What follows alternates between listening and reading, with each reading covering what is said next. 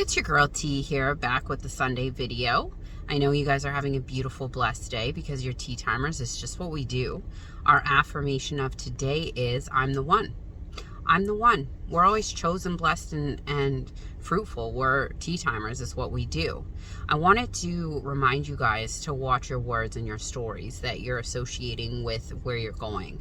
If you are telling your best friends that your SP is showing up a hot mess and you don't know where you stand, or they're not contacting you and they should be because you're affirming, etc., then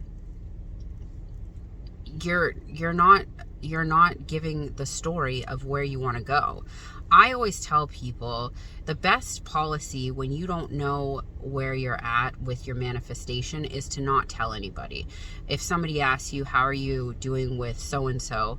Oh, we're still working on things. I'll get back to you when there's something to report. Oh, how's that money you're manifesting? It's good. It's flowing in. It should be here any day.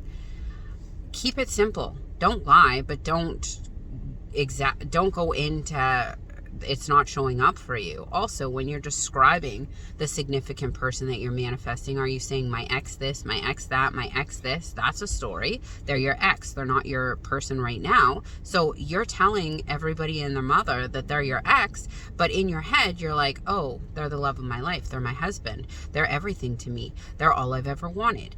You have to watch what words you're choosing when you're manifesting people, places, or things. If you are trying to manifest money, are you going around complaining to everyone about how broke you are and you can't afford anything? But then in your head, you're saying you've always been rich, money flows to you easily and effortlessly. Your stories aren't lining up.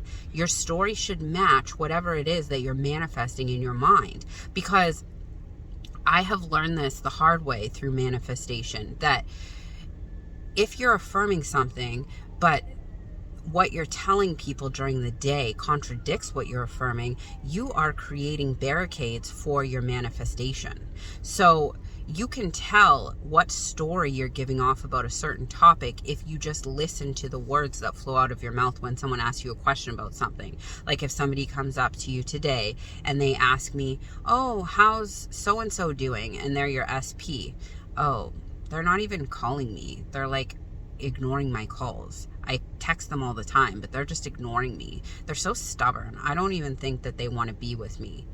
What I'm saying and what I'm affirming is not lining up. We have to line up to what we are affirming for. So let's do that question again. If our story is matching what we're affirming up here. Oh, how's so-and-so doing? They're great. They're amazing. Everything is going great with them. I'll hit you back when I have something more to report. It's lining up with what you're saying up here. They're your husband or wife. When you're telling people, you're saying we're working on things and it's getting better every day. They're lining up. If you're affirming for money, oh, how's your money situation? It's good. Money's flowing to me easily and effortlessly. I always have money coming in. I'm getting checks all the time. You don't have to necessarily lie to the person, but if you kind of exaggerate the truth, who cares? You're affirming and you're manifesting for your reality, so you can do whatever you want.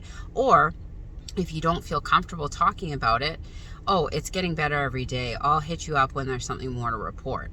Little is better. Little is better, because what we say throughout the day is going to count towards our manifestation. So line up your story with what you're affirming and things will get easier for you. I just wanted to give a simple reminder. I love you guys, but not as much as y'all should be loving yourselves. Let your stories match up. Another thing I wanted to add before I go, you guys ask me questions via email. And a lot of the times when you explain what's happening in your reality in your email, it is telling of the story that you're giving off in your day-to-day. So before you send me your emails, reread what you've outlined is happening in your reality to me, to see if there's any areas of the story that you have playing in your head that could be worked on. I always tell coaching client, well, I'm not doing coaching yet, but I always tell my, let's call them guinea pigs of coaching, I say, reread your email. And right here is where a hole is, right here is where a hole is, right here is where a hole is. Because a lot of the times when we're explaining ourselves to people, our natural stories will come out and we can't necessarily catch them when we're in them. So that's another tip for you. Reread your emails of how you're outlining what's going on in your life, and you might find some holes in there. For anything else, comment below. And again, I love you, but not as much as y'all should be loving yourselves. Have a beautiful, blessed day.